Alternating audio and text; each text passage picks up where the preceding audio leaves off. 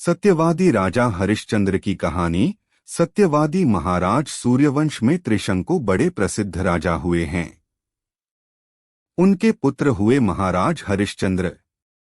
महाराज इतने प्रसिद्ध सत्यवादी और धर्मात्मा थे कि उनकी कीर्ति से देवताओं के राजा इंद्र को भी डाह होने लगी। इंद्र ने महर्षि विश्वामित्र को हरिश्चंद्र की परीक्षा लेने के लिए उकसाया।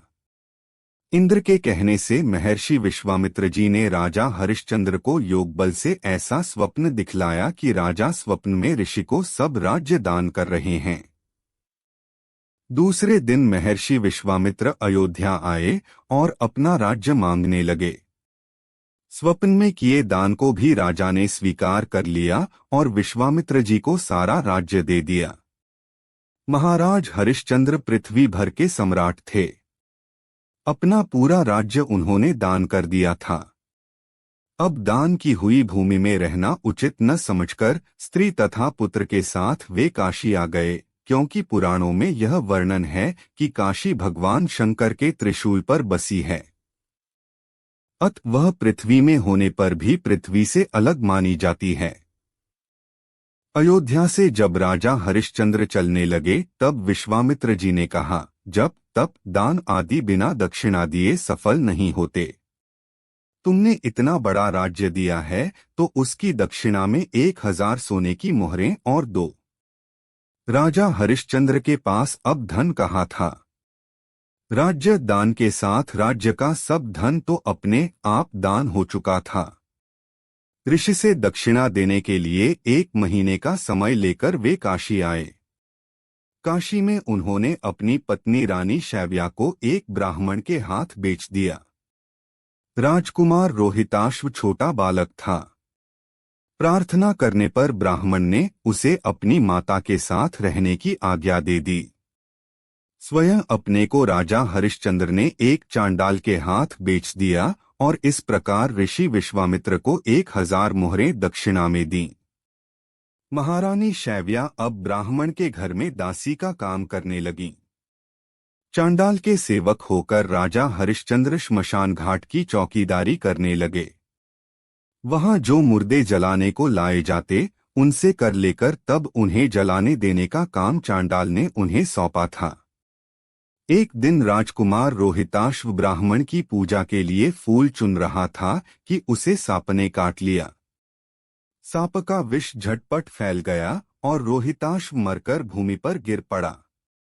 सत्यवादी राजा हरिश्चंद्र की कहानी। सत्यवादी महाराज हरिश्चंद्र। Harishchandra story in Hindi. राजा हरिश्चंद्र की कहानी। Harishchandra story in Hindi. उसकी माता महारानी शैव्या को न कोई धीरज बंधाने वाला था और न उनके पुत्र की देह श्मशान पहुंचाने वाला था। वे रोती बिलखती पुत्र की देह को हाथों पर उठाए अकेली रात में श्मशान पहुंची। वे पुत्र की देह को जलाने जा रही थी कि हरिश्चंद्र वहां आ गए और मरघटका कर मांगने लगे। बेचारी रानी के पास तो पुत्र की देह ढकने को कफन तक नहीं था। उन्होंने राजा को स्वर से पहचान लिया और गिड़गिड़ा कर कहने लगी, महाराज, यह तो आपका ही पुत्र मरा पड़ा है। मेरे पास कर देने को कुछ नहीं है। राजा हरिश्चंद्र को बड़ा दुहक हुआ, किंतु वे अपने धर्म पर स्थिर बने रहे। उन्होंने कहा, रानी, मैं यहाँ चांडाल का सेवक हूँ। मेरे स्वामी ने मुझे कह रखा है कि बिना कर दिए कोई यहाँ मुर्दा न जलाने पावे। मैं अपने धर्म को नहीं छोड़ सकता। तुम मुझे कुछ देकर तब पुत्र की देह जलाओ। रानी फूट फूट कर रोने लगी और बोली, मेरे पास तो यही एक साड़ी है जिसे मैं पहने हूँ, आप इसी में से आधा ले लें। जैसे ही रानी अपनी साड़ी फाड़ने चली, वैसे ही वहां भगवान नारायण, इंद्र, धर्मराज आदि देवता और महर्षि विश्वामित्र प्रकट हो गए। महर्षि विश्वामित्र ने बताया कि कुमार रोहित मरा नहीं है। यह सब तो ऋषि ने योगमाया से दिखलाया था।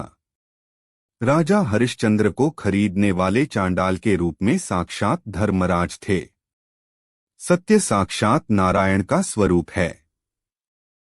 सत्य के प्रभाव से राजा हरिश्चंद्र महारानी शैव्या के साथ भगवान के धाम को चले गए। महर्षि विश्वामित्र ने राजकुमार रोहिताश्व को अयोध्या का राजा बना दिया।